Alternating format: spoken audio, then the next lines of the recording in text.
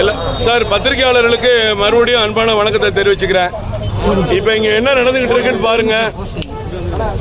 காவல்துறையினர் எங்களை அழைச்சிட்டு கையெழுத்து வாங்க வேண்டிய கடமை இருக்கிறது. ஆனால் எல்லாம் ரோட்டில் விட்டுட்டு போயிட்டாங்க.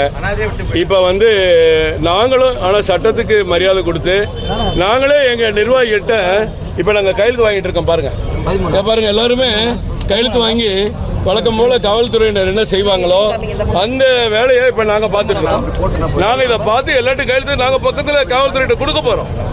ஏன்னா இவங்களுக்கு என்ன கணக்கு, 3000 பேர் 4000 பேர் கைதாயிருப்பாங்க. இது குறைச்சு கணக்காட்டணும். எங்கேயும் முறைப்படி மண்டபத்தில் வச்சு கையெழுத்து வாங்கினா இவ்வளவு பேர் கணக்கு வரும். இந்த போராட்டத்தை பிசுபிசுத்து போச்சு 150 பேர் கைதுன்னு காட்டுறதுக்காகவே இப்படி எங்களை ரோட்ல விட்டு நாங்க இப்ப கையெழுத்து வாங்கிட்டு இருக்கோம். போலீஸ் அதிகாரிகளுக்கு நாங்க உதவி செய்யறோம். அவங்களுக்கு என்ன உத்தரவு வந்திருக்குன்னு தெரியல, அப்படியே ரோட்ல விட்டு போங்கன்னு சொல்லிட்டாங்க. இப்ப நாங்க கையெழுத்து வாங்கிட்டு இருக்கோம். கையெழுத்தை வாங்கி எடுத்துட்டு போய் இதை நிச்சயமா நாங்க காவல்துறை அதிகாரிகிட்ட கொடுக்க போறோம். அவங்க என்ன செய்வாங்களோ அதை நாங்க செய்யறோம்.